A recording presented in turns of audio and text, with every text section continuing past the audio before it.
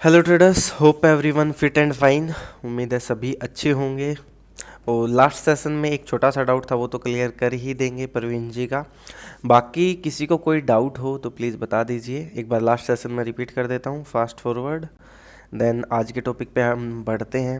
Last topic में हमने सीखा था what is support, what is resistance and how a candle form, मतलब एक कैंडल की फॉर्मेशन किस टाइप से होती है, वो सारी चीज़ें सीखी थी।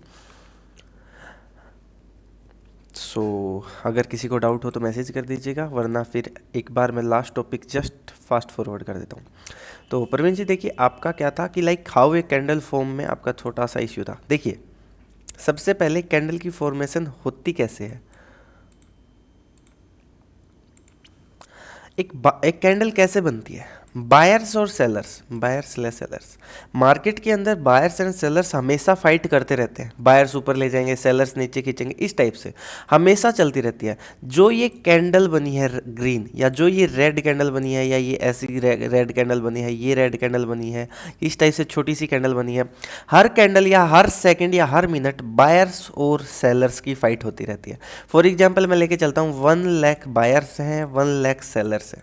मतलब बायर्स भी सेम है, सेलर्स भी सेम है, जिस भी जगह पे आप ट्रेड कर रहे हो। फॉर एग्जांपल मैं कोई स्टॉक ले लेता हूँ, HDFC बैंक, वहाँ पे मैं एग्जांपल के लिए ले लेता हूँ 1 लाख बायर है, 1 लाख सेलर है।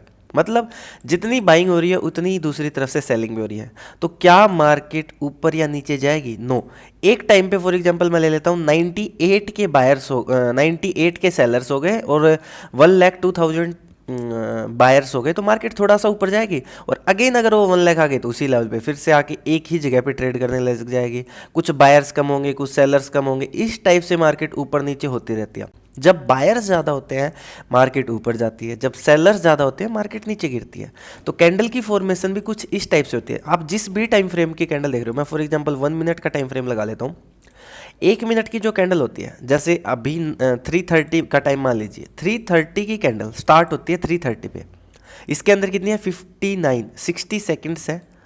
60 सेकेंड में जिनका दबदबा ज़्यादा होगा, बायर्स का या सेलर्स का, कैंडल उसी के हिसाब से बनेगी। प्रवीण जी थोड़ा सा ध्यान दीजिएगा, जो 60 सेकेंड है, हम जिस भी टाइम फ्रेम की कैंडल देख रहे हैं, यहाँ पे मैंने 1 मिनट के लिया है तो 1 मिनट में 60 सेकेंड्स आ गए। 60 सेकेंड्स के अंदर बायर्स ज़्यादा रहे या सेलर्स ज़्यादा रहे, उसी हिसाब से कैंडल की फॉर्मेशन होगी। फॉर एग्जाम्पल एक लेवल था 100 का, वहाँ पे उस कैंडल के अंदर बायर्स एंड सेलर्स 1 लाख थे। जैसे ही 3:30 की कैंडल स्टार्ट होती है तो कुछ भी रिजल्ट नहीं निकलेगा, बट जैसे ही 2-3 सेकेंड्स कम होती हैं उसके अंदर बायर्स हैवी हो जाते हैं, वो ऊपर ले जाते हैं। बट कुछ टाइम आता है, जैसे लास्ट की 30 सेकेंड बचती है, तब सेलर्स एक्टिव हो जाते हैं उस कैंडल के अंदर, वो नीचे आ जाती है। फिर बायर्स ज़्यादा हो जाते हैं, सेलर्स ज़्यादा होते हैं। इसी टाइप से वो कैंडल घूम फिर के काफ़ी टाइम कुछ इस टाइप की बनेगी, रेड या ग्रीन, या काफ़ी टाइम सिर्फ ऐसी बनेगी, नीचे की तरफ ऊपर की तरफ वीक पार्ट होगा, काफ़ी टाइम ऐसी भी बन सकती है, और काफ़ी टाइम जस्ट छोटी सी कैंडल बनेगी, बिल्कुल छोटी सी। इसका मतलब क्या हुआ? बायर्स एंड सेलर्स फाइट कर रहे थे, बट किसी के अंदर ज़्यादा हिम्मत नहीं थी, ना बायर्स ज़्यादा थे ना सेलर्स ज़्यादा थे। जैसे अभी मैंने 1 आवर का टाइम फ्रेम लगा रखा था, तो ये कैंडल देखना, ये वाली कैंडल, ये बैंक निफ्टी का मैंने चार्ट ओपन कर रखा है, ये वाली कैंडल देखिए। तो इस कैंडल से हम इतना पता नहीं लगा सकते कि ज़्यादा बायर्स थे या ज़्यादा सेलर्स थे। ये कैंडल इनडिसीजन कैंडल है, इसके अंदर बायर्स भी सेम थे एंड सेलर्स भी सेम थे। तो जो कैंडल जहां से ओपन हुई है उससे ऊपर क्लोजिंग दे, मीन से बाइंग कैंडल या ग्रीन कैंडल। जो कैंडल जहां से ओपन हुई है उससे अप कितना भी जाए बट उसकी क्लोजिंग उससे नीचे रहे, उसको हम सेलिंग कैंडल या सेलर कैंडल या रेड कैंडल बोलेंगे। जस्ट सिंपल था। एंड वन मोर डाउट मेरे को आज देखने को मिला, मेरे पास 3 मैसेज आए, आप में से ही, मैं नाम तो नहीं लूँगा, बट देखिए 3 मैसेज आए। क्या था कि जो हमने आज ट्रेड ली थी अपने प्रीमियम ग्रुप में, उसमें हमारा एसएल हिट हो गया, मार्केट ने अपने हिसाब से मूवमेंट नहीं दी। तो ये मैंने आपको स्टार्टिंग में भी बताया था, किसी का भी व्यू गलत हो सकता है। एंड साथ ही साथ आपको ट्रेड तब तक नहीं करनी जब तक आपकी क्लासेज ख़त्म नहीं हो जाती। ना ही तो वो प्रीमियम ग्रुप कहीं जा रहा है, ना ही आप कहीं जा रहे हो, ना ही मैं कहीं जा रहा हूँ। जब तक क्लासेज ख़त्म नहीं हो जाती प्लीज़ ट्रेड ना करें। पहले सीखें मार्केट किस टाइप से मूवमेंट करती है, किस टाइप से ऊपर जाती है, किस टाइप से नीचे जाती है, उसके बाद ही एक डिसीजन ले ट्रेड करने का। पहले खुद का एनालिसिस करें। बिकॉज जो आपने स्क्रीनशॉट जो आज लोस के भेजे उसके पीछे क्या नज़र आ रहा है, आप सिर्फ और सिर्फ मेरे ऊपर डिपेंड थे, सिर्फ जो मैंने कहा आपने वो ले लिया, बाय कर लिया। बट मैंने हमेशा कहा है मेरा व्यू कभी भी गलत हो सकता है। अपना व्यू खुद का बनाना भी इम्पोर्टेंट है, खुद का एनालिसिस भी करना इम्पोर्टेंट है। क्लासेज के बाद आप ऑटोमेटिकली अपना एनालिसिस करने लग जाओगे, उसके बाद ट्रेड लेने में समस्या नहीं है, क्योंकि उसके बाद आपका भी एक रीजन होगा कि मैंने ये ट्रेड क्यों ली है। किसी रीजन से तो ली होगी ना कोई भी ट्रेड। मैंने आज जैसे पुट ऑप्शन दिया था शायद 36,400 का पी पुट ऑप्शन था 290 से अप, तो यहाँ पे मैंने 290 पे दिया है, तो मैंने कुछ देख के दिया होगा, कोई मेरा रीजन होगा ना उसके पीछे, वो उससे अप जाएगा, उससे नीचे जाएगा, या मैंने जो एसएल दिया वहाँ तक जाएगा, कुछ तो रीजन होगा। तो वो रीजन जब तक खुद के नहीं है तो आप ट्रेड कैसे ले सकते हो? आप मेरे बेस पे अपनी मनी, आपके पैसे हैं वो मेरे बिहाफ पे कैसे ट्रस्ट करके लगा सकते हो? एक बात बताइए आप सभी मेरे को। जब तक आपका व्यू नहीं है, आपका एनालिसिस नहीं है, जब तक आपको ट्रस्ट नहीं है उस चीज़ पे वह ऐसे करेगी, या उसके पीछे कोई रीजन नहीं है आपका, तो वो कभी भी नहीं करना है। कोई इशू नहीं है, आज लॉस हुआ कल शायद प्रॉफिट हो जाए, परसों फिर से लॉस हो जाए, उससे नेक्स्ट फिर प्रॉफिट, फिर लॉस, फिर प्रॉफिट, ऐसे चलता जाए। उसका ये मतलब नहीं है कि आप एक दिन ट्रेड लोगे, 2 दिन नहीं लोगे, 3 दिन नहीं लोगे। उसका सिंपल सा मतलब है जब तक क्लासेस खत्म नहीं हो जाती तब तक ट्रेड नहीं करनी। आपका एनालिसिस बनाना सीखो, सेल्फ डिपेंडेंट बनो। किसी के ऊपर डिपेंड रहोगे तो ज़रूरी नहीं है आप प्रॉफिट कमाओ, बिकॉज उसका व्यू, मेरा व्यू जो था वो मार्केट में उस हिसाब से था। आपका व्यू क्या पता उस टाइम पे बुलिश हो, बट आपने मेरी ट्रेड पुट ऑप्शन की देखी तो आपने सोचा यार पुट ऑप्शन मिल रहा है तो हम क्यों पी ही ना बाय कर ले। तो व्यू बनाना इंपॉर्टेंट है, वो कोई इशू नहीं है। सपोर्ट रेजिस्टेंस सीखे थे लास्ट क्लास में हमने, जैसे जो मार्केट जाके जहाँ से रुके या रिवर्स कर दे उसको हम रेजिस्टेंस बोलते हैं, या मार्केट ऊपर से गिरती हुई कहीं पे रुके और अप साइड चली जाए या वहीं पे होल्ड करके थोड़ा सा अप लगाए उसको हम सपोर्ट बोलते हैं। ये सारी चीज़ें हम सीख चुके हैं। आज हम सीखने वाले हैं what is dynamic support and resistance. Support and resistance but dynamic. Marking वगैरह कैसे करनी है वो आगे के टॉपिक्स हैं। जस्ट हम एक बात सीख रहे हैं what is dynamic support and resistance, किस टाइप से हम डायनेमिक सपोर्ट एंड रेजिस्टेंस को फाइंड आउट कर सकते हैं। इसी के साथ एक थर्ड टॉपिक जुड़ जाता है सपोर्ट रेजिस्टेंस में, ट्रेंड लाइंस, वो भी सीखेंगे हम, ट्रेंड लाइंस। साथ ही साथ हाउ मार्केट स्ट्रक्चर वर्क्स, मतलब मार्केट की स्ट्रक्चर क्या है, बेसिकली मार्केट किस हिसाब से अप जाती है, किस हिसाब से डाउन जाती है, ये आज हम सीखने वाले हैं। उम्मीद है प्रवीण जी आपका जो कैंडल्स वाला डाउट था वो क्लियर हो गया होगा। स्ट्रक्चर को बाद में सीखेंगे, पहले हम सपोर्ट एंड रेजिस्टेंस को देखेंगे। हमने कल समझा था टेक्निकल एनालिसिस। टेक्निकल एनालिसिस में मैंने आपको बताया था सपोर्ट एंड रेजिस्टेंस होते हैं। वैसे टेक्निकल एनालिसिस के अंदर आप इंडिकेटर्स भी ऐड कर सकते हो। जैसे स्टॉक मार्केट में हमने जैसे ट्रेडिंग व्यू का जो प्लेटफॉर्म है जो यूज करें, इंडिकेटर सेक्शन में जाओगे आप, यहाँ पे इतने सारे इंडिकेटर्स हैं जितने आप सोच भी नहीं सकते। तुम्हारी माई फेवरेट हो गई, ये देखो, ये बिल्ट इन इंडिकेटर्स, कितने सारे इंडिकेटर्स हैं। यहाँ से आप जब तक, ये देखिए इसके अंदर शायद सारे ना भी हों, इससे भी बहुत ज़्यादा इंडिकेटर है। टेक्निकल जो एनालिसिस है, टेक्निकल एनालिसिस होता है हम किसी भी स्टॉक, किसी भी इंडेक्स का अप या डाउन का पता लगाते हो, वो अप ट्रेंड में है या वो डाउन ट्रेंड में है, उसके हिसाब से। उसके लिए सपोर्ट एंड रेजिस्टेंस तो मैटर करते ही करते हैं। साथ ही साथ अगर आप जोड़ना चाहो तो इंडिकेटर्स। वैसे जो टेक्निकल एनालिसिस का बेसिक फंडा है, मार्केट कहाँ पे जाके रुक सकती है, या कहाँ से गिरती हुई एक रिवर्स आ सकता है, या कहाँ पे वो साइडवेज वे में रह सकती है, इसी जैसे एक रेंज के अंदर रह सकती है। टेक्निकल एनालिसिस का बेसिक फंडा यही है। हम एक स्टॉक, एक इंडेक्स की मूवमेंट, एक तो होते हैं सिंपल सपोर्ट एंड रेजिस्टेंस से हम मूवमेंट फाइंड आउट, जिसको हम प्राइस एक्शन बोलते हैं। बिकॉज प्राइस एक्शन आपने सीख लिया तो ये सबसे बेस्ट होता है। बट ऐसा नहीं है कि सिर्फ प्राइस एक्शन, स्टॉक मार्केट में जो टेक्निकल एनालिसिस के अंदर कम से कम 2000 से भी ज़्यादा इंडिकेटर्स भी हैं, 2000 प्लस इंडिकेटर्स। अगर मैं सारों को चार्ट पे लगा दूँ तो चार्ट सेक्शन इतना बुरा हाल हो जाएगा, आपको समझ में भी नहीं आएगा। तो चार्ट्स को सिंपल रखना है, वो तो इम्पोर्टेंट है ही है, वो हमेशा आपको याद रखना है।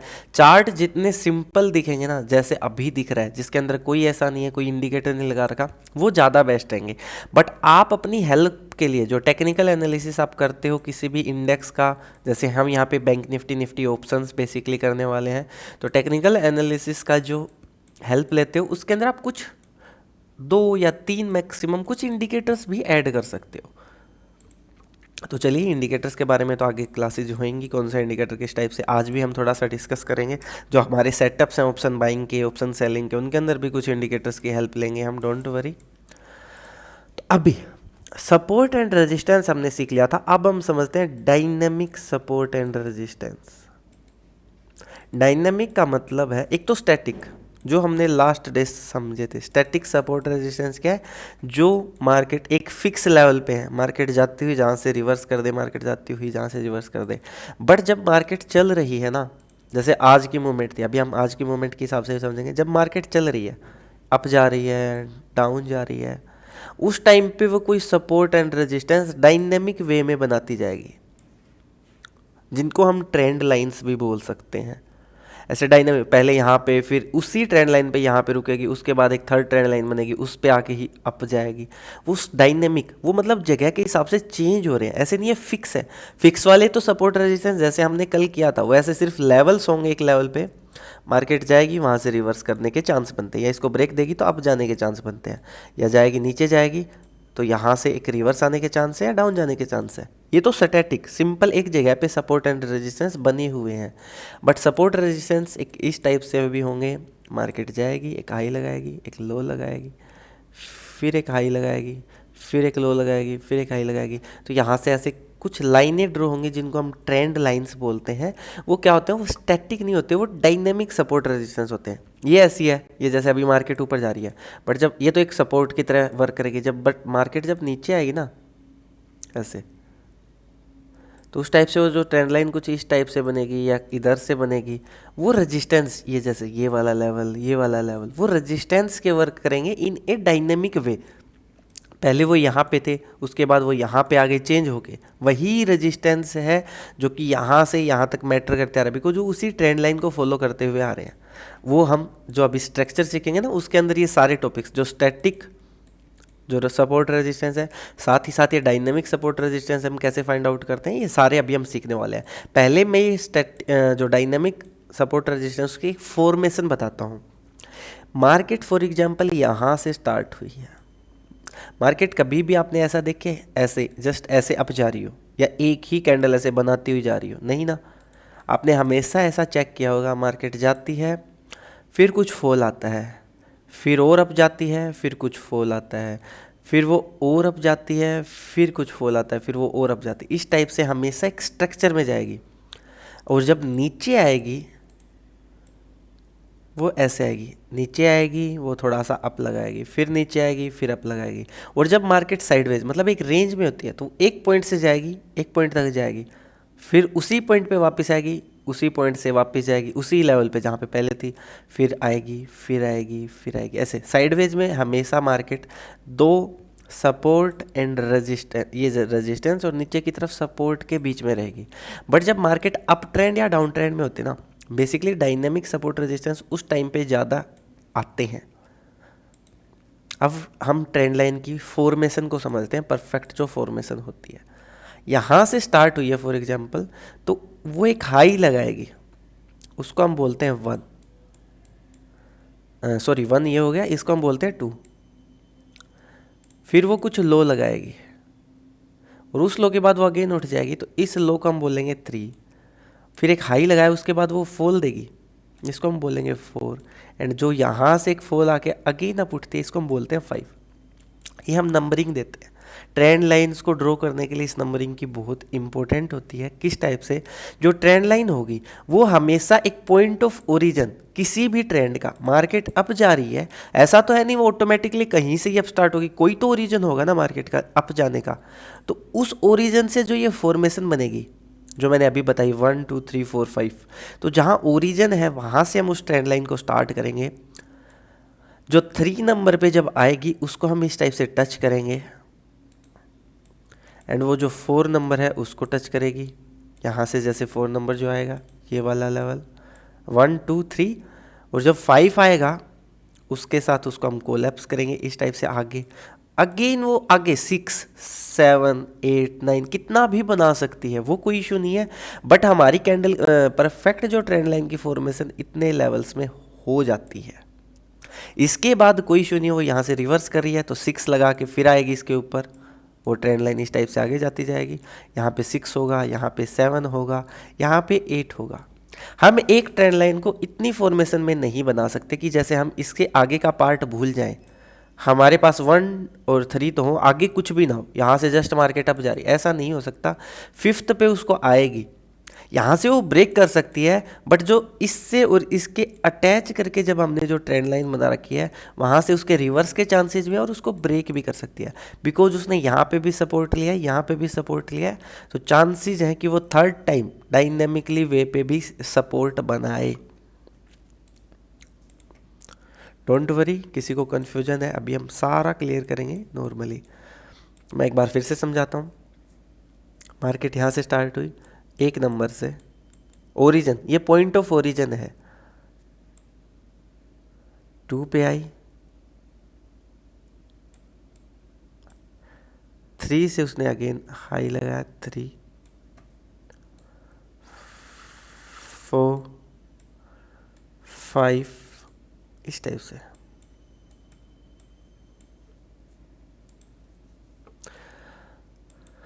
ये जो ट्रेंड लाइन में ऐसे ड्रॉ कर दूं तो क्या सही नहीं होगी? यस होगी, बिल्कुल परफेक्टली होगी।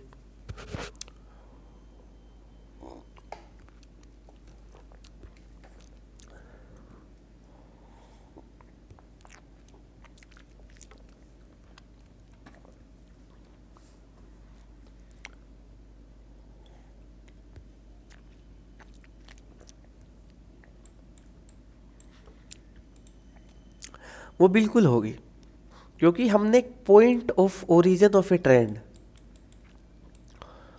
अभी हम चार्ट्स में देखेंगे point of origin of A trend.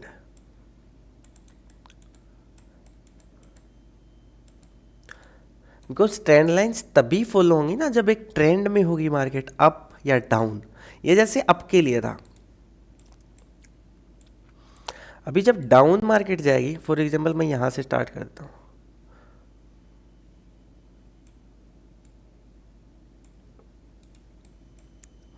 चलिए पहले एक अपसाइड का हम चार्ट पे समझते हैं। नो इश्यू परवीन जी, अभी हम चार्ट पे समझते हैं, उसके बाद हम डाउन का भी देखेंगे।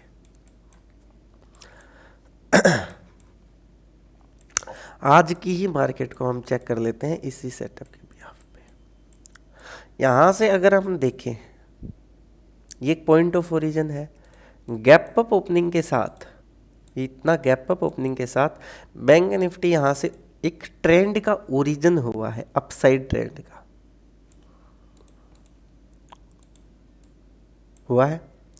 यहां से अगर मैं एक ट्रेंड लाइन ड्रॉ करूं, देखिए अभी तो मार्केट चलो हमारे पास यहाँ तक बनी हुई है, बट अगर हम स्टार्टिंग के टाइम में सिर्फ इतना देखें तो या तो हम इसको इस टाइप से लेंगे, बिकॉज यहाँ के बाद यहाँ पे आई यानी यहाँ पे आई, थोड़ा सा आगे करेंगे तो ये कुछ इस टाइप से भी बन सकती है, बिकॉज यहाँ से ओरिजिन है, यहाँ से स्लोली स्लोली, एंड यहाँ पे भी इसको रीटेस्ट किया है, ये हम 1 ले सकते हैं। बिकॉज अगर हम थोड़ा सा बड़ा टाइम फ्रेम करेंगे ना तो ये देखना स्ट्रक्चर थोड़ी सी ऑटोमेटिकली चेंज हो जाएगी। हर टाइम फ्रेम पे आपको थोड़ी थोड़ी डिफरेंट स्ट्रक्चर देखने को मिलेगी। यहाँ पे देखो ये बिल्कुल स्ट्रेट अप मूव है, यहाँ से थोड़ी देर साइडवेज, देन इसको retest and again up move. अगर हम यहाँ तक चेक करते तो इसका यहाँ पे ब्रेकआउट हुआ, ऐसे मान लीजिए इस ट्रेंड का यहाँ पे ब्रेकआउट हुआ, कुछ लिटिल फॉल आया किसी लेवल तक। स्ट्रक्चर अभी हम समझेंगे, मैं सिर्फ एक बार ट्रेंड लाइन समझाने की कोशिश करूँ। बट इसके बाद जो था ना ये ऐसे जो ये स्ट्रक्चर, इसके बाद हम इस ट्रेंड लाइन को थोड़ा सा अगेन चेंज कर सकते हैं यहाँ पे। क्यों? क्योंकि ये यहाँ पे तो वर्क कर ही रही थी, अब ये इस जगह से भी करने लगी। यहाँ पे देखिए 1 2 3 4 5 6 एंड 7th टाइम जब मार्केट इसमें आई, इसने इसको ब्रेकआउट कर दिया, ब्रेक डाउन कर दिया नीचे की तरफ। तो ये सारी चीज़ें एक्सेप्ट हो रही हैं। बट अगर हम जब इसको इस लेवल से देख रहे थे तो क्या यहाँ पे हुआ? नहीं, यहाँ पे भी हुआ है 1 2। ये एक देखिए, क्योंकि ये टाइम फ्रेम थोड़ा सा मैंने 5 मिनट्स का ले रखा है, तो यहाँ पे थोड़ी सी आपको यहाँ पे भी एक दिख रहा है, ये स्ट्रक्चर दिख रही है कुछ इस टाइप से। इसको हम बोलते हैं सिर्फ एक पुल बैक। रीटेस्ट ये हुआ है, इसके बाद अगेन अप ये यहाँ पे 1 2। इसको नहीं बोल सकते बिकॉज ट्रेंड लाइन को टेस्ट नहीं किया, ट्रेंड लाइन को इसने यहाँ पे किया 3 4 5। इसने 5th टाइम में ही यहाँ पे एक रेंज बनाई और रेंज को नीचे की तरफ ब्रेकआउट दिया, सस्टेन नहीं किया, वो बात अलग है। मार्केट अगेन अप मूव में चली गई। तो फॉर्मेशन अभी हम परफेक्ट समझेंगे, डोंट वरी किस टाइप से प्रवीण जी जो ये होती हैं।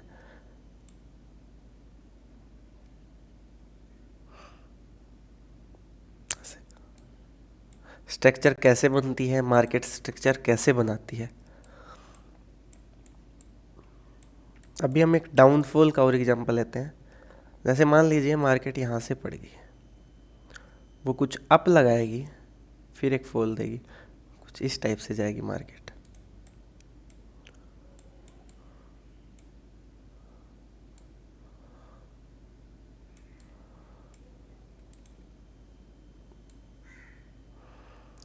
तो यहाँ पे जो ट्रेंड लाइन होगी वो कुछ यहाँ इस टाइप से फॉलो होगी 1 2 3 4 5 6 7। अभी ये नहीं है कि ट्रेंड मतलब ट्रेंड लाइन ड्रॉ करना एक अलग बात है, ट्रेड लेना डिफरेंट थिंग है। डोंट वरी, ट्रेड बाद का टॉपिक है, ट्रेड किस टाइप से होगी, कहाँ पे क्या होना है, कैसे होना है। यहाँ पे सिर्फ हम एक बार स्ट्रक्चर समझने की कोशिश कर रहे हैं, हाउ मार्केट बिहेव। अप जाती है तो कैसा बनाती है, नीचे आती है तो कैसा बनाती है, हम उस स्ट्रक्चर को समझने की कोशिश कर रहे हैं यहाँ पे। सिंपल, ये जो 5 पॉइंट वाला रूल है ये क्यों इंपॉर्टेंट है इस टाइप से, बिकॉज 5 पॉइंट के बाद जो ब्रेकआउट होता है ट्रेंड लाइन का, बिकॉज उससे पहले तो ट्रेंड लाइन बन ही नहीं सकती। सिर्फ 2 पॉइंट को टच करके हम ट्रेंड लाइन मान तो लेते हैं, बट 3rd टाइम जब तक नहीं होता तब से पहले हमें क्या पता। यहाँ पे ऐसा थोड़ी है एक पॉइंट ये मान लिया, एक ये मान लिया। सिंपल सा एक लीजिए, जैसे यहाँ से यहाँ तक हमारे पास एक मार्केट का स्ट्रक्चर है। अब हम इतनी लाइन इस पॉइंट से रिवर्स आएगा तभी तो बना सकते हैं ना। यहाँ पे और यहाँ पे 2 पॉइंट अटैच हुए एक साथ एक ट्रेंड लाइन के साथ, तभी तो हम इन दोनों को बना सकते हैं। यहाँ से ऐसे जब मार्केट आई तभी तो बनेगा। अब हमें पहले एक ही पॉइंट से हम कैसे आइडेंटिफाई कर सकते हैं मार्केट यहाँ से इसको ब्रेक कर जाएगी। एक पॉइंट तो सिर्फ सिंपल स्टैटिक रेजिस्टेंस बन सकता है कि हाँ मार्केट इस लेवल से अप जाए तो चांस है अप जाने के, ये तो हम पता कर सकते हैं। बट ट्रेंड लाइन तो तभी फॉलो होगी जब 1 टाइम आएगा, 2nd टाइम आएगा, फिर जाके 3rd टाइम आएगा, तब हमारे पास पहला पॉइंट एंड 2nd पॉइंट और जो 3rd पॉइंट है वो भी ऑटोमेटिकली आ जाएगा, बिकॉज हमारे पास पहले के भी 2 पॉइंट हैं। यहाँ से जाके या तो ब्रेक हो सकता है या इस साइड आ सकता है। जो परफेक्ट ट्रेंड लाइन होती है ना, जो परफेक्ट ट्रेंड लाइन जिसको बोलते हैं, जैसे ऐसे मान लीजिए जो ये ट्रेंड लाइन है, ये ट्रेंड लाइन तो ऐसे भी हो सकती है इस टाइप से, और यहाँ से इसको ब्रेक कर दे, जस्ट 1 2 और 3rd टाइम में जस्ट इसको ब्रेकआउट कर दे।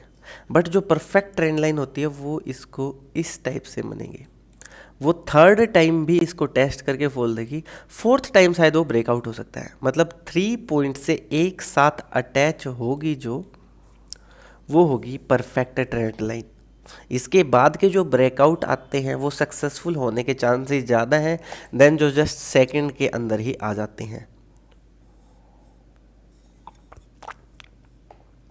पहला और सेकंड तो ठीक है, बट जो ब्रेकआउट यहाँ आते हैं उसके चांस कम होते हैं।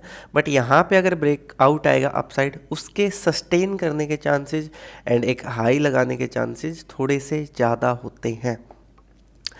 इसमें भी ज़रूरी नहीं है हर बार सही होगा, इसमें भी ज़रूरी नहीं है हर बार सही होगा, बट इसके चांस कम है, इसके चांस ज़्यादा है। 3 पॉइंट के बाद एक परफेक्ट अटैचमेंट बन जाती है उनकी, उसके बाद ट्रेंड में रिवर्सल के साइन आने स्टार्ट हो सकते हैं या ट्रेंड रिवर्सल हो सकता है।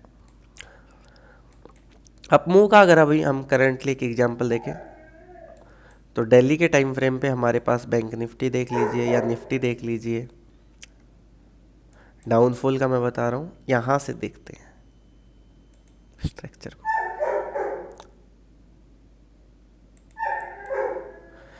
एक मिनट का टाइम लीजिएगा।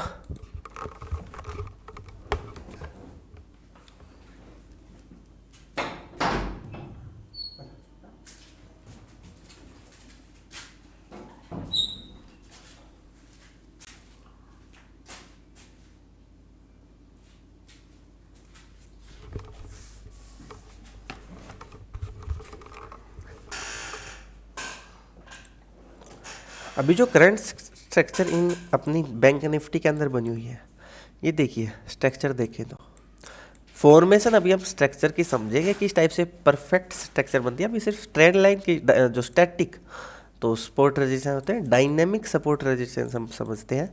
ये देखिए यहाँ से क्या एक ओरिजिन नहीं है एक फॉल का, बैंक निफ्टी अप जा रही थी और यहाँ से एक फॉल का क्या ओरिजिन नहीं है। देखिए ये कोई भी पहले पता नहीं लगा सकता कि कहाँ पे एक ओरिजिन बन सकता है, हम कभी भी पता नहीं लगा सकते। अब आप कहो कि क्या हम ये पता लगा सकते हैं फ्यूचर में ऐसा पॉइंट कब बनेगा, पहले से नहीं, बट जब ये पॉइंट्स बन जाते हैं तब हम इनको एक ट्रेंड लाइन के थ्रू अटैच करके आने वाले पॉइंट्स का एक आइडेंटिफिकेशन कर सकते हैं कि मे बी यहाँ पे एक ऐसा नया पॉइंट बन जाए। यहाँ से एक ओरिजिन नहीं है क्या इस पॉइंट से, इसके बाद फॉल आया, retest, fall, retest, fall, retest, and यहाँ पे अब इसको ब्रेकआउट इसने कर दिया है। अभी ये सस्टेन कर पाएगा नहीं कर पाएगा वो तो आगे की बात है, बट यहाँ पे इसने इसके ब्रेकआउट कर दिया है। थोड़ा सा अगर छोटा टाइम फ्रेम कर लेंगे ना इसके बाद, जैसे फॉर एग्जांपल 1 आवर का, जब टॉप टू बॉटम अप्रोच में मल्टी टाइम फ्रेम एनालिसिस हम सीखेंगे तब ऑटोमेटिकली और भी अच्छे से समझ आएगा। जैसे यहाँ से देखिए पहले ये ट्रेंड लाइन कुछ इस टाइप से बन रही थी बिकॉज उसका पॉइंट यहाँ पे एक रीटेस्ट हुआ था, बट उसके बाद यहाँ पे एक फेक ब्रेकआउट होके वापस फॉल आया, उसके बाद ये ट्रेंड लाइन कुछ इस टाइप से भी बनेगी। या फिर हम इस ट्रेंड लाइन को हटा के नई स्टार्ट कर सकते हैं क्योंकि यहाँ पे भी एक पॉइंट ऑफ ओरिजिन बन गया है। अभी ये इस टाइप की ट्रेंड लाइन बन जाएगी। आज जो ब्रेकआउट हुआ है वो सक्सेसफुल ब्रेकआउट है 1 आवर के टाइम फ्रेम पे, बट वन डे के ऊपर नहीं है। वन डे के ऊपर अभी अलग चीज़ें हैं, हर टाइम फ्रेम की अपनी अलग अलग स्ट्रक्चर होती है। ब्रेकआउट हो गया है बट ये सक्सेसफुल रहेगा वो हम इस टाइम फ्रेम पे, जिस टाइम फ्रेम पे हम वर्क करें उसी पे पता चल सकता है। बिकॉज 1 आवर के टाइम फ्रेम पे कितनी ज़्यादा देर इसने इसको सस्टेन भी कर लिया है, क्योंकि इसके बाद 1 2 3 4 5 कैंडल्स ऑलरेडी बन चुकी हैं, उसमें से एक बियरी से एक बियरे से बाकी बुलिश कैंडल्स हैं। तो सस्टेन इसने ऑलरेडी कर लिया है और साथ ही साथ ये सक्सेसफुल भी हो गया है इस टाइम फ्रेम पे। तो ट्रेंड लाइन समझ में आ गई कहाँ से ड्रॉ होती हैं। अब नीचे की तरफ से भी एक मैं बताता हूँ, ये ट्रेंड लाइन फॉलो हो रही थी 15 मिनट्स का अगर मैं टाइम फ्रेम लगा लूँ तो कल के दिन ये ट्रेंड लाइन कुछ इस प्रकार से, यहाँ पे देखिए क्या स्ट्रक्चर बनी, मार्केट आया यहाँ से फॉल, ये फर्स्ट ओरिजिन है क्योंकि यहाँ से अप गई है मार्केट, फिर सेकंड एंड थर्ड, यहाँ से एक अप और लगाया, फोर्थ एंड फिफ्थ। अब यहाँ से मैंने हमेशा कहा है ये यहाँ से जा भी सकती है और यहीं से फॉल भी कर सकती है। तो यहाँ से अगेन गई और एक नई ट्रेंड लाइन कुछ इस टाइप से बना के आ गई।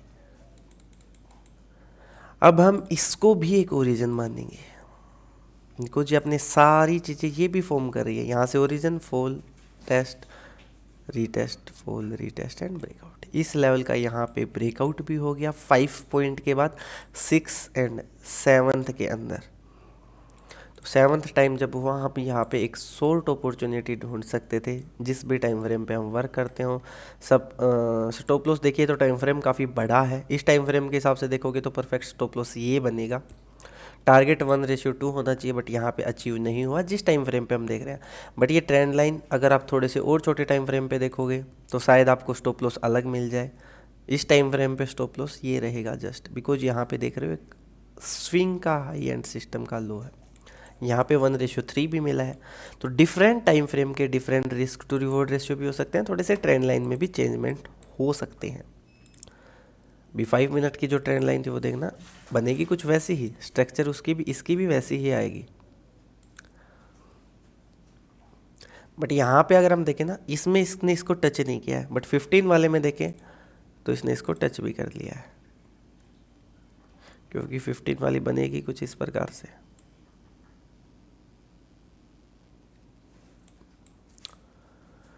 यहाँ पे wick wick wick and wick, body का कोई पार्ट नहीं है। बट 5 वाले में बिकॉज 15 मिनट्स की एक कैंडल बनती है तो 5 की 3 कैंडल्स बन जाती हैं, वो थोड़ा सा डिफरेंस पड़ता है। यहाँ पे 5 में देखेंगे ना तो यहाँ पे देखना वहाँ पे विक दिखा रहा था, बट यहाँ पे बिल्कुल छोटी सी विक है। और उससे पहले वाले पार्ट में देखें जहाँ पे इसने इसको रिटेस्ट किया है, यहाँ पे तो इसमें बॉडी है 5 मिनट के टाइम फ्रेम पे। तो 15 और टाइम फ्रेम का भी काफ़ी इंपॉर्टेंट है, वो मल्टी टाइम फ्रेम एनालिसिस में ऑटोमेटिकली समझ आ जाएगा। इस टाइम फ्रेम पे ट्रेड का कितना सिंपल सा रूल है, जो कि आगे जब हम ट्रेड कैसे लेते हैं वो सीखेंगे ना, तब ऑटोमेटिकली समझ में आएगा।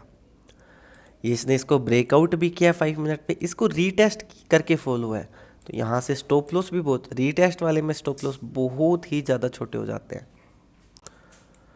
टारगेट यहाँ पे काफ़ी बड़े मिले हैं, 1:4 to 6 का भी मिला है। हर एक टाइम फ्रेम की अपनी कहानी है, हर एक ट्रेंड लाइन की अपनी कहानी है। ये है होते हैं dynamic support and dynamic resistance.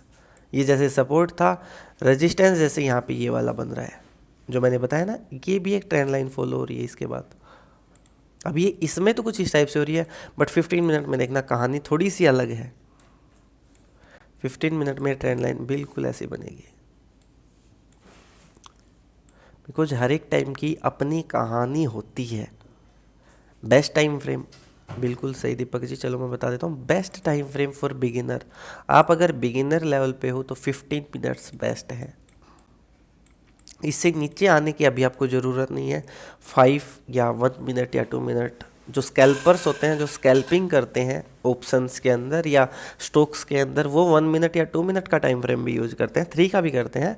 But अगर एक अच्छे बिगिनर ट्रेडर बनना है तो 15 मिनट इज परफेक्ट। कुछ टाइम के बाद आप 5 मिनट पे शिफ्ट हो सकते हो। मैंने आपको कल सपोर्ट रेजिस्टेंस समझाए थे, आज मैंने आपको डायनेमिक सपोर्ट एंड रेजिस्टेंस या फिर ट्रेंड लाइंस बताई है। ये टॉपिक सभी को क्लियर है? ट्रेंड लाइन की परफेक्ट फॉर्मेशन क्या होती है या फिर सपोर्ट रेजिस्टेंस क्या होते हैं? सिंपल, मैं अभी कैसे ड्रॉ करते हैं वो अलग चीज़ है। ट्रेंड लाइन्स और ड्रॉ ऐसी होती हैं, बट सपोर्ट रेजिस्टेंस कैसे मार्क करते हैं वो चीज़ अलग है। डायनामिक वाला तो सिंपल होता है, आपको एक ट्रेंड लाइन बनानी होती है। यस, काफ़ी टाइम ट्रेंड लाइन्स रॉन्ग भी प्रूव होती हैं। अभी ट्रेड लेना हमने नहीं सीखा है, वो मत सोचना कि इसमें ट्रेड कैसे ले जाते हैं। अभी सिंपल बताओ, सपोर्ट रेजिस्टेंस सभी को क्लियर है, और डायनेमिक सपोर्ट रेजिस्टेंस कैसे मार्क होते हैं वो हमने सीखा नहीं है। डायनेमिक सपोर्ट रेजिस्टेंस होते हैं जो ट्रेंड लाइन्स जिनको बेसिकली हम बोलते हैं, वो हमने अभी जस्ट सीखी है। इनमें किसी को डाउट?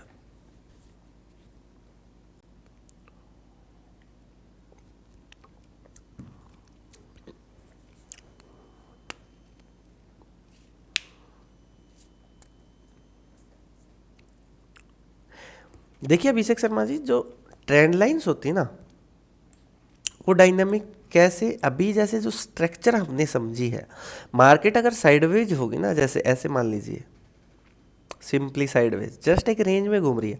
साइडवेज का मतलब क्या होता है? एक रेंज के अंदर घूमते रहता।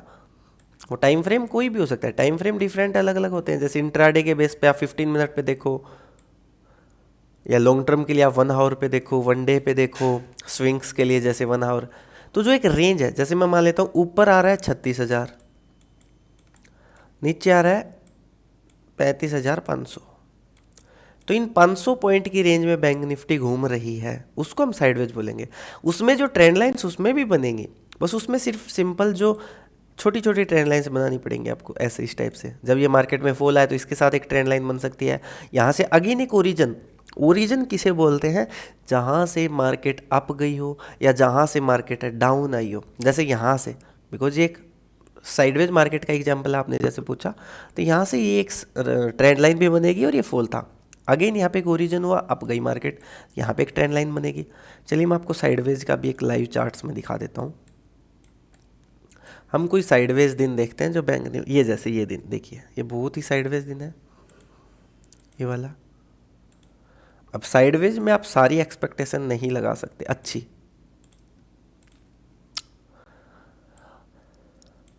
हमने ये दिन मार्क किया है अपने साइडवेज में, ये वाला। यहाँ पे देखो ट्रेंड लाइन हर टाइम फ्रेम पे हर दिन साइडवेज में भी बनती है।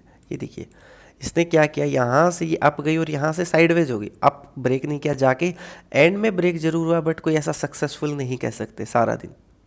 तो यहाँ से क्या है, यहाँ पे एक ओरिजिन है, यहाँ पे भी एक ओरिजिन सॉरी, यहाँ पे भी एक ओरिजिन है, यहाँ पे भी एक ओरिजिन है। जैसे ये वाला पॉइंट है, ये वाला सेम ही है दोनों पॉइंट। यहाँ से जो पहली ट्रेंड लाइन हम ड्रॉ करें वो पहले ऐसे बनेगी, जब ये आगे का जो पार्ट है ना, ये तो बाद में अपने को दिखा है, पहले हम कहाँ से पता कर सकते हैं ऐसी ट्रेंड लाइन नहीं है ये, क्योंकि उसके बाद ये ट्रेंड लाइन ऐसे भी बन रही है। अभी आपको एक और डाउट होगा, काफी जगह आपको ट्रेंड लाइंस ऐसी मिलेंगी, बॉडी टू बॉडी। ये जो वीक वाला पार्ट है ये हटा दिया जाता है उस ट्रेंड लाइन में। यहाँ पे मैं आपको एक सजेशन दूंगा, कर सकते हो, क्योंकि बहुत जगह मिलेगी तो कंफ्यूज नहीं होना है। वो डिफरेंट ट्रेडर्स का डिफरेंट अपना स्टाइल होता है। कोई तो विक्स जो ये रिजेक्शन हुआ है यहाँ से ट्रेड बनाता है, मतलब ट्रेंड लाइन ड्रॉ करता है, कोई करता है बॉडी टू बॉडी। मैं बॉडी टू बॉडी क्यों नहीं करता, उसका रीज़न मैं बता देता हूँ। मैं विक टू विक पसंद करता हूँ, यहाँ से इस टाइप वाली।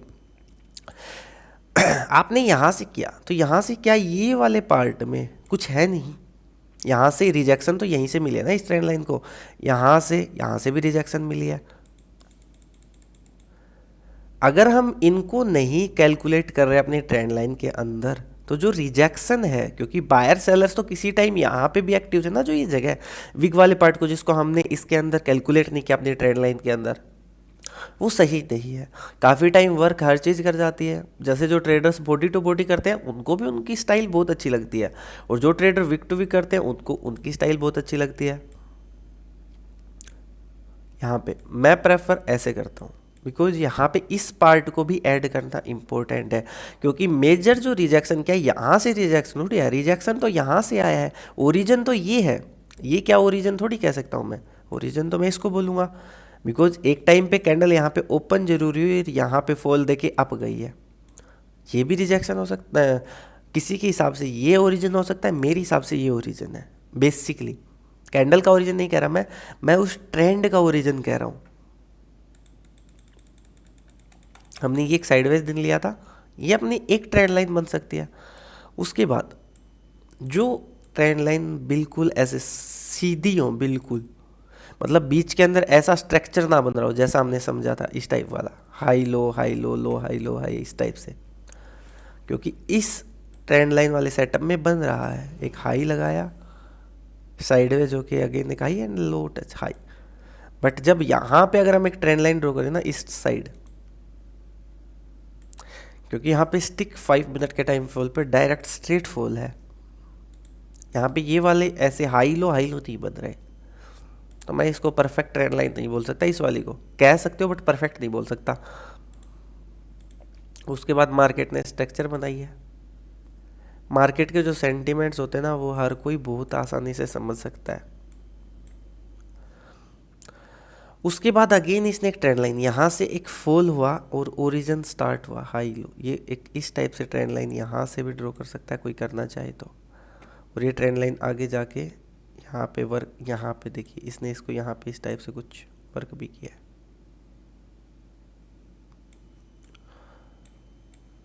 ये ओरिजिन तो यहाँ से ही था ना, इस फॉल को ऐसे कैलकुलेट करें तो ओरिजिन तो ये है, यहाँ से एक हाई एक लो, अगेन एक हाई अगेन एक लो एंड अगेन एक हाई। उसके बाद इस ट्रेंड लाइन का यहाँ पे सक्सेसफुली ब्रेकआउट भी हो गया, ब्रेकडाउन। कैसे स्ट्रक्चर में ब्रेकडाउन हुआ है एंड रीटेस्ट के बाद फॉल हुआ है। रीटेस्ट क्यों इंपॉर्टेंट है ये ऑटोमेटिकली बाद में समझ आ जाएगा। मार्केट की स्ट्रक्चर को अभी हम समझेंगे, पहले बस मेरे को ये बता दो। उम्मीद है अभिषेक जी आपका ये डाउट क्लियर हो गया होगा, साइडवेज में हम किस टाइप से करते हैं, एंड ट्रेंडी मार्केट्स में तो ऑटोमेटिकली ट्रेंड लाइंस बनती ही जाती हैं। Okay, no issue. अब हम समझते हैं स्ट्रक्चर ऑफ मार्केट। साइडवेज में कोई स्ट्रक्चर नहीं कह सकते, साइडवेज में सिर्फ उसको हम साइडवेज बोलेंगे। स्ट्रक्चर होती है एक ट्रेंड के साथ। स्ट्रक्चर ऑफ मार्केट, साइडवेज जो साइडवेज होते हैं ना, उसमें स्ट्रक्चर क्या होती है, उसमें तो सिर्फ एक सपोर्ट और एक रेजिस्टेंस, ये जैसे सपोर्ट उठेगी नीचे आ जाएगी ऐसे घूमेगी। तो यहाँ पे हम कोई स्ट्रक्चर नहीं कह सकते, यहाँ पे सिर्फ एक चैनल के अंदर मार्केट चल रही है साइडवेज बिहेवियर के साथ। जो परफेक्ट स्ट्रक्चर होती है मार्केट की वो आज के दिन आपको बहुत अच्छे से सिंपली दिखेगी। देखना, ट्रेंड लाइंस बाद में ड्रॉ करेंगे, पहले हम simple support and resistance mark करते हैं। पहले के दिन को अगर हम भूल भी जाए, पहले के दिन के महत्व को भी हम समझेंगे, बस एक बार स्ट्रक्चर समझना मार्केट की। जब मार्केट का एक ट्रेंड होता है क्लियर अप या डाउन, आज के दिन जैसे क्लियर ट्रेंड था अप, क्लियर ट्रेंड में देखना मार्केट यहाँ से ओपन हुई है, यहाँ से ओपन हुई है, उसके बाद यहाँ पे जाके ये साइडवेज हो गई। साइडवेज के बाद इसने जो कैंडल्स बनाई है, यहाँ पे मैं एक लेवल मार्क कर दूँ कुछ इस टाइप से, तो क्या मैं गलत कर रहा हूँ? बिकॉज ये एक रेजिस्टेंस है, छोटा हो बड़ा हो कैसा भी हो, 1 2 3 4 5, 1 2 3 4 5, 5 कैंडल्स यहाँ पे होल्ड की हैं, सिक्स्थ ने इसको ब्रेकआउट दिया है हाईएस्ट पार्ट को तोड़ के। उसके बाद क्या हुआ, मार्केट ने एक हाई लगा दिया यहाँ का, और यहाँ से एक फॉल आ गया। यहाँ से देखो पहली बार आया, सेकंड टाइम गई फिर भी फॉल आ गया, थर्ड टाइम में इसने इसको ब्रेकआउट कर दिया। यहाँ पे देखो अब क्या ये स्ट्रक्चर नहीं बन के आ रही, यहाँ से तो है ही,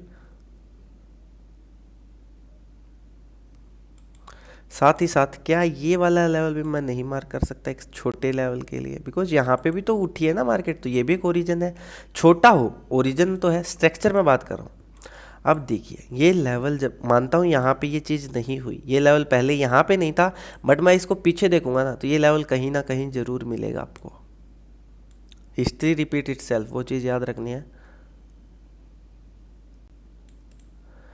ये लेवल यहाँ पे था, यहाँ पे यहाँ पे यहाँ पे, इस यहाँ पे भी मानेंगे बस फेलियर था ये, उसके बाद अगेन यहाँ पे आया। तो जो ये इस लेवल के ब्रेकआउट को ब्रेकआउट करके ये रीटेस्ट, इसको हम रीटेस्ट बोलेंगे, रीटेस्ट हुई है। स्ट्रक्चर को समझने की कोशिश कीजिए मार्केट कैसे बना रही है।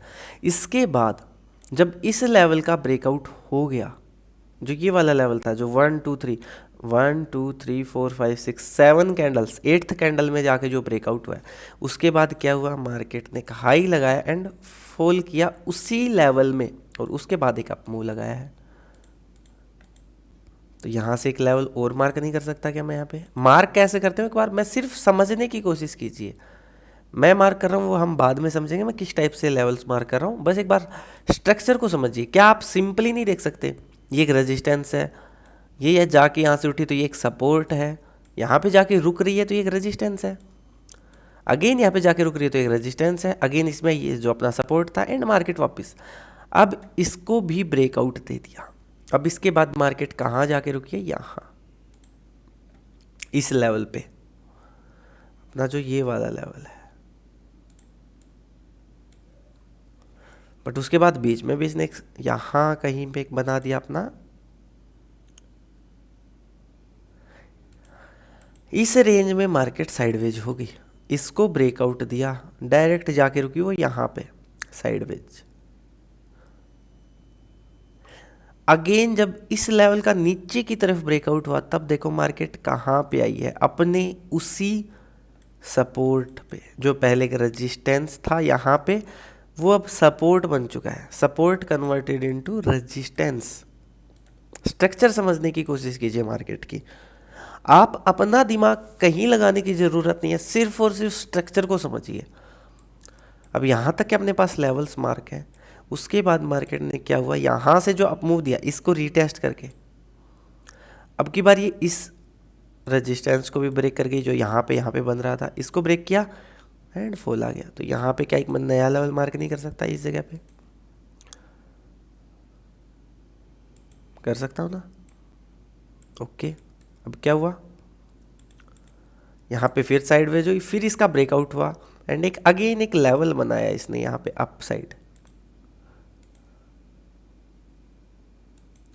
और उसके बाद कुछ देर इसी रेंज में, जो ये दोनों के बीच की रेंज थी, साइडवेज हुई, फिर इसको नीचे की तरफ ब्रेकआउट दे दिया एंड अब उन्हीं लेवल्स को फॉलो करते करते ये वाला लेवल इसने बिल्कुल भी रिस्पेक्ट नहीं किया। यहाँ पे रिस्पेक्ट किया बट यहाँ पे कुछ भी नहीं किया, डायरेक्ट एक ही कैंडल में फॉल। उसके बाद जो ये वाला लेवल था अपने इसी रेंज में आके sideways and ending of the day and.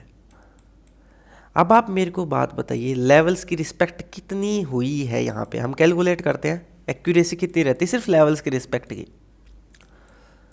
Fan time respect, यहाँ से देखो कितना रेजिस्टेंस था, 1 टाइम, 2 टाइम्स, इसको मानेंगे 3 times, 4th time, 5th time, 6th time इस रेजिस्टेंस को, 7th टाइम इस सपोर्ट को, 8th टाइम इसको अगेन, क्योंकि फॉल आके इसी पे अप मूव हुआ है 8th टाइम, 9th टाइम इस लेवल को, 10th टाइम इस लेवल को जो पहले था इसको सपोर्ट मान के, 11th टाइम एक नया रेजिस्टेंस बनाया उसी को रिस्पेक्ट किया एंड 12th टाइम इस सपोर्ट की रिक्वेस्ट करते हुए। बस ये एक लेवल है जिसकी इसने इस टाइम यहाँ पे रिस्पेक्ट नहीं की, क्योंकि पहले हो चुकी थी रिस्पेक्ट। ज़रूरी नहीं है एक लेवल की 2 बार हो, 5 बार हो, और यहाँ पे आके उसी लेवल की जो पहले यहाँ से मार्क था उसके अगेन रिस्पेक्ट हुई। स्ट्रक्चर कैसी बनी है, स्ट्रक्चर देखिए।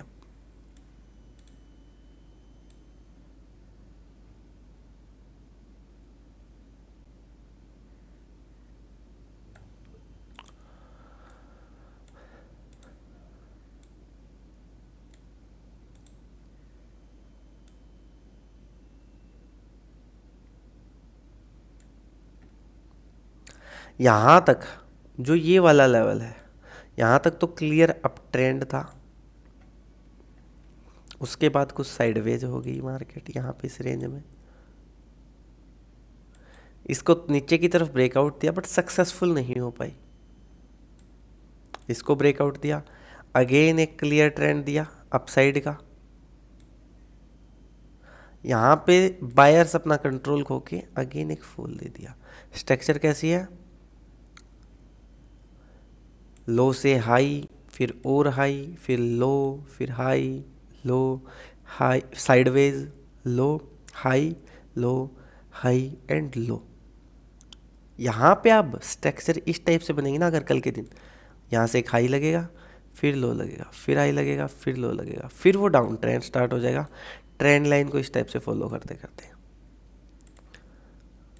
यहाँ की ट्रेंड लाइन आप यहाँ से अभी करंटली ऐसी ड्रॉ कर सकते हो, क्योंकि अब इस ट्रेंड लाइन का ब्रेकआउट सक्सेसफुल हो चुका है। यहाँ पे इस ट्रेंड लाइन का ब्रेकआउट सक्सेसफुल हो चुका है। अब बैंक निफ्टी कल के दिन सिंपल है, बिकॉज यहाँ पे एक लेवल भी है ऑलरेडी। कल के दिन अगर फ्लैट ओपनिंग होती है, जस्ट यहाँ पे चांस है वो इसी को सपोर्ट मान के अप जा सकती है, इसके ब्रेकआउट के बाद नीचे के लेवल्स को टेस्ट करने भी जा सकती है। नीचे के लेवल्स जैसे ये जो अभी हमने फाइंड आउट किए हैं, एक तो ये जो 36,500 का लेवल, उसके बाद ये लेवल 404 का लेवल, और नीचे के लेवल्स ये वाला लेवल, ये 210 के आसपास का लेवल, ये सारे लेवल्स। तो स्ट्रक्चर वेरी वेरी सिंपल। अब ये तो ट्रेंडी थी, कल के दिन स्ट्रक्चर अगर हम चेक करें,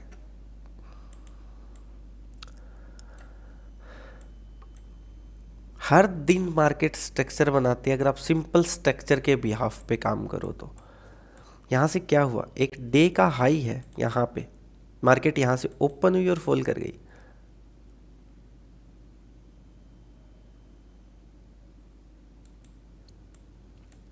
यहाँ से ओपन हुई, फॉल कर दिया इसने स्ट्रेट। उसके बाद देखें तो यहाँ पे इसने एक सपोर्ट बनाया है छोटा सा 123 कैंडल्स का। फोर्थ में इसको ब्रेकआउट दे दिया, सस्टेन नहीं किया बट ब्रेकआउट तो दिया है। यहाँ पे भी एक लेवल आ जाएगा, फिर मानते हैं ये फेलियर ब्रेकआउट हुआ बट ब्रेकडाउन तो है। इसके बाद रेड स्टार्ट होती तो फॉल होता। जब मार्केट अगेन अप गई है, क्या इस लेवल की रिस्पेक्ट यहाँ पे नहीं हुई? यस, यहाँ पे ब्रेकआउट हुआ, सस्टेन नहीं, क्या फेलियर हो गया। यहाँ पे भी फेल ब्रेकआउट है, यहाँ पे भी फेल ब्रेकआउट है इस लेवल के लिए। फिर मार्केट आई फॉल। अब उसने पहला जो यहाँ से सपोर्ट बनाया है, आप देखिए किस लेवल को बनाया उसने सपोर्ट, इस लेवल को, जो कि यहाँ पे भी एज एंड फॉल एंड यहाँ पे, और उससे पहले जब मार्केट के थे तो यहाँ पे भी वो रिस्पेक्ट हुए थे। हर जगह आपको दिख रहा है जो सपोर्ट रेजिस्टेंस होते हैं वो वर्क कर रहे हैं। यहाँ पे ये कर रहे हैं, इसके बाद ये कर रहे हैं, और उसके बाद यहाँ से फिर फॉल आता है। अब फिर फॉल आया, उसके बाद ये, बिकॉज ये लेवल ऑलरेडी इन लेवल्स के साथ ही है।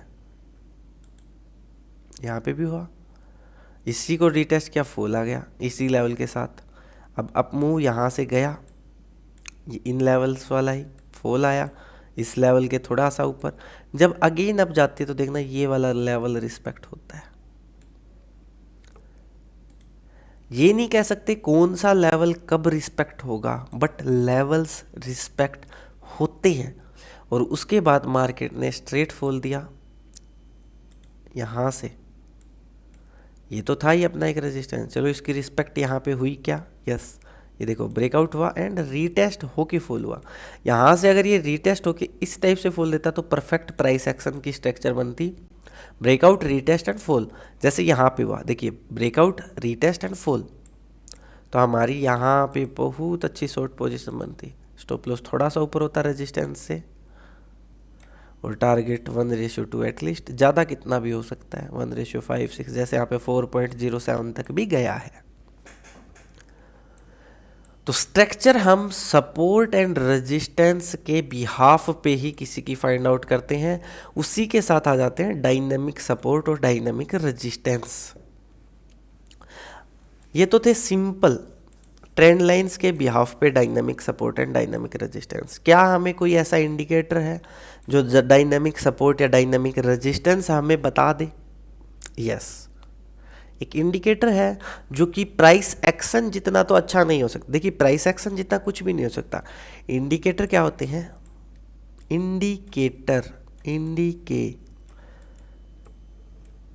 स्टार्टिंग का जो इंडिकेटर का नाम है वही बता देता है इंडिकेट करना।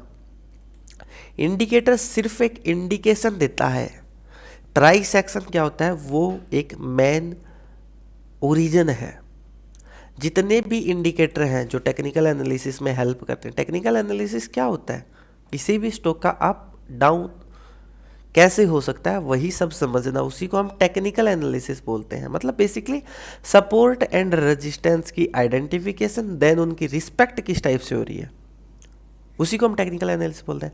तो इंडिकेशन से सिंपल इंडिकेटर से इंडिकेशन निकाल दें तो इंडिकेटर सिर्फ हमें इंडिकेट करते हैं, एग्जैक्ट नहीं बता सकते क्या होगा, एग्जैक्ट नहीं बता सकते। इंडिकेटर सिर्फ और सिर्फ इंडिकेट करते हैं। ओके, इंडिकेटर हैं जो हमारे डायनेमिक, स्टैटिक सपोर्ट रेजिस्टेंस तो हम स्टैटिक के लिए भी इंडिकेटर्स होते हैं, डोंट वरी, स्टैटिक वाले भी मैं बता देता हूँ। ये देखिए पाइवेट पॉइंट्स हम लगा लें तो पाइवेट पॉइंट होते हैं अपने स्टैटिक सपोर्ट एंड रेजिस्टेंस। और भी काफ़ी इंडिकेटर्स होते हैं बट पाइवेट पॉइंट सबसे बेस्ट है स्टैटिक सपोर्ट रेजिस्टेंस के मामले में। और जो डायनेमिक के लिए हम कर सकते हैं वो EMA, मूविंग एवरेज एक्सपोनेंशियल। कितने कितने के वो अभी हम यहाँ पे लिख देते हैं। एक तो 200 का, 200 का moving average,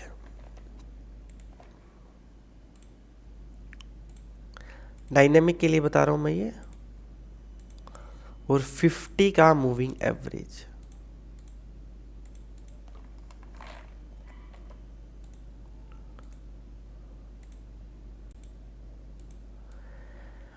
dynamic and static, dynamic में हम पाइवट पॉइंट्स को यूज कर सकते हैं। यहाँ से देख लो डायनेमिक, ये हमें सुबह 9:15 पे ही मिल जाते हैं जैसे ही मार्केट ओपन होती है। ये जो पाइवट पॉइंट्स ईएम में मार्केट के साथ साथ चलते हैं, ये हमें सुबह ही दिख जाते हैं। ये देख लो इसकी रिस्पेक्ट कितनी, ये लेवल ब्रेकआउट हुआ, रीटेस्ट हुआ, अगेन हुआ, ये ब्रेकआउट फेलियर हुआ अगेन, और कहाँ से मार्केट ने रिवर्स किया, R3 रेजिस्टेंस, R3 से, और कहाँ पे आके क्लोजिंग दी है, R2 पे। ये हमें मॉर्निंग में 9:15 पे ही मिल जाते हैं, तो ऐसी भी दिक्कत वाली बात नहीं है, बिकॉज ये स्टैटिक है, एक जगह पे रुके हुए सपोर्ट और रेजिस्टेंस। डायनेमिक क्या होते हैं, जो ट्रेंड के साथ साथ मूव करें। यहाँ पे देखो 200 का ईएम में जो हमने यहाँ पे एक लेवल फाइंड आउट किया था प्राइस एक्शन के ब्याफ पे, क्या यहाँ पे 200 का ईएम में नहीं आ रहा? ये जो ऑरेंज वाला है ये है 200 और येलो वाला है 50 वाले कंसोल बंद करता हूँ। क्या यहाँ पे 200 का ईएम में नहीं आ रहा? स्टैटिक नहीं है, ये है डायनेमिक, बिकॉज ये मार्केट के साथ साथ मूव करेगा। नहीं है ना, बिल्कुल परफेक्ट। चलो आगे तो आज इन दोनों की कहीं पे ज़्यादा रिस्पेक्ट नहीं हुई आगे, क्योंकि यहाँ पे जाके ये इसके पास आया है 50 EMA के, बाकी सारा दिन इससे दूर ही चल रहा था बिकॉज मार्केट अप ट्रेंड में थी, तो इसके पास आने की ज़रूरत ही नहीं पड़ी इसको। बट कल के दिन जब मार्केट साइडवेज थी, थोड़ा सा साइडवेज टू डाउन ट्रेंड में थी, तब देखो क्या हुआ, मार्केट ने फॉल किया एक पहले के स्टैटिक रेजिस्टेंस से किस तक, एक स्टैटिक सपोर्ट तक, और जाके कहाँ पे रुकी है, 50 EMA पे पहली बार, और उसके बाद 200 की EMA का रेजिस्टेंस लिया और फॉल कर गई, और यहाँ पे 50 EMA पे घूमती घूमती और मार्केट ने फॉल कर दिया।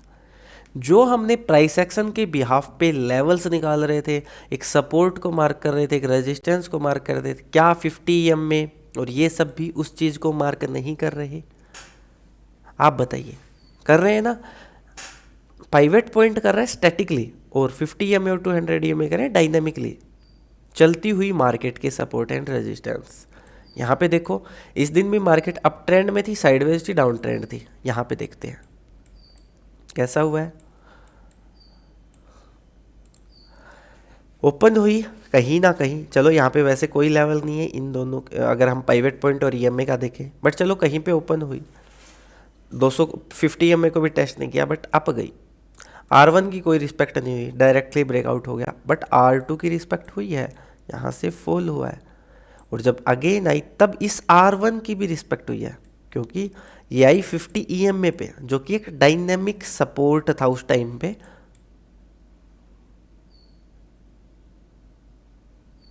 और यहाँ से इसने इसको रीटेस्ट किया R1 को, फिर ब्रेकआउट हुआ, ब्रेकआउट फेलियर एंड फिर फॉल, फिर अगेन 50 EMA को ही टेस्ट करके इसने फॉल दिया है, फिर 200 EMA का भी नीचे की तरफ ब्रेकआउट, साथ ही साथ पाइवट पॉइंट का बैच जो P होता है उसका भी ब्रेकआउट, और यहीं से रीटेस्ट करके मार्केट ने फॉल कर दिया।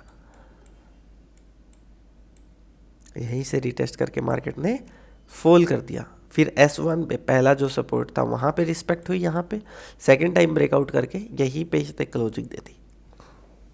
आप ही बताइए, डायनेमिक सपोर्ट और स्टैटिक सपोर्ट की कितनी अच्छे से मार्केट रिस्पेक्ट करती है।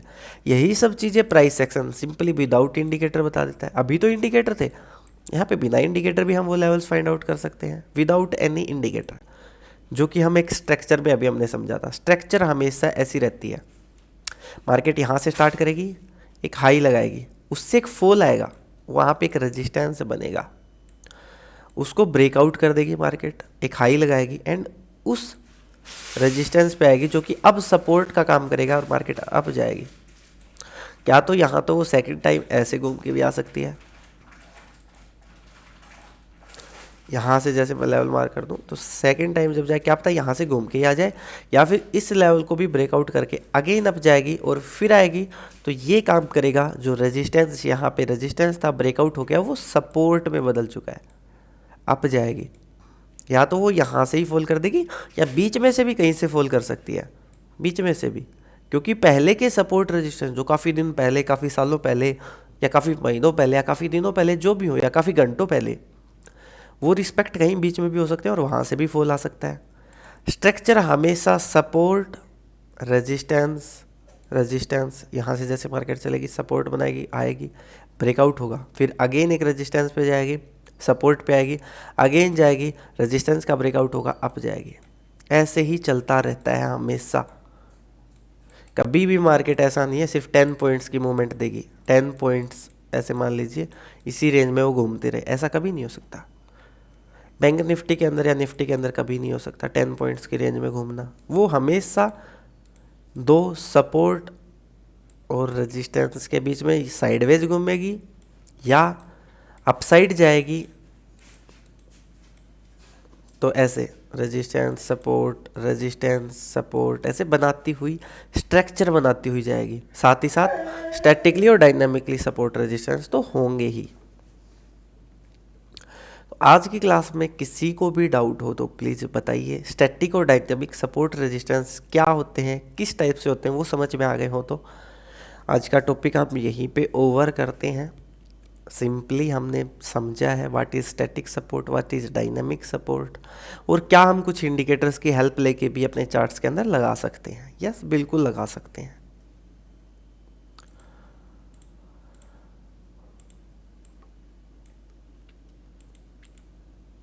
किसी को डाउट हो पूछिए। यस प्रसाद जी, आप अपने चार्ट्स के अंदर जाके ही लगा सकते हो, कोई इशू नहीं है। बट देखो ये क्या है, इंडिकेटर, मैं अगेन बता रहा हूँ, इंडिकेटर सिर्फ इंडिकेट करता है, बट पाइवट पॉइंट क्या है, ये एक सपोर्ट रेजिस्टेंस बताने वाला इंडिकेटर है। बट ईएमए क्या है, ये साथ साथ चल रहा है, तो पाइवट पॉइंट को आप अपना मेन इंडिकेटर भी मान सकते हो। 50 और 200 ईएमए को मेन इंडिकेटर मान जरूर सकते हो, बट वो क्या है, मार्केट की स्ट्रक्चर जैसे जैसे बनती जाएगी उसके हिसाब से बन रहे हैं, तो थोड़े से चांसेस पाइवट पॉइंट के वर्क करने के ज़्यादा है देन 250 ईएमए से। तो मतलब ज़्यादा बेस्ट मेरे हिसाब से पाइवट पॉइंट रहेगा, बिकॉज वो आपको पहले से फिक्स सपोर्ट एंड रेजिस्टेंस बता देता है।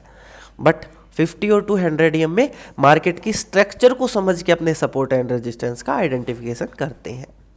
ऐसे सारे सही हैं, ये ऐसे इंडिकेटर नहीं है जो आपको एंट्री दिलवा रहे हो। एंट्री दिलवाने वाले जैसे सुपर ट्रेंड एक इंडिकेटर है, अगर मैं यहाँ पे सुपर ट्रेंड लगाऊं ना, क्योंकि आपको बहुत ईजी लगेगा, बिकॉज वो इंडिकेटर आपको एंट्री भी दिलवा रहा है इन सब के साथ साथ। एंट्री दिलवाने वाले इंडिकेटर्स को मैं आपको इतना प्रेफर नहीं करने वाला कभी भी। एंट्री दिलवाने वाले इंडिकेटर गलत हो सकते, क्या गलत होते ही हैं, फिर आप मार्केट नहीं सीख रहे, आप सिर्फ उस इंडिकेटर की भाषा बोल रहे हैं, वो जो कि गलत है,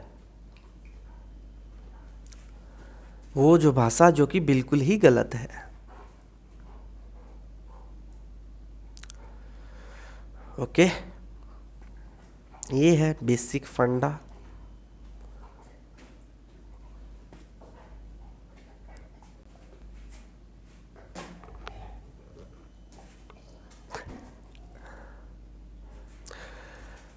थैंक यू पीयूष जी। नहीं, ये सुपर ट्रेंड में प्रेफर नहीं कर रहा, ये तो मैंने सिर्फ आपको समझाने के लिए बताया। ऐसे इंडिकेटर कभी यूज मत करो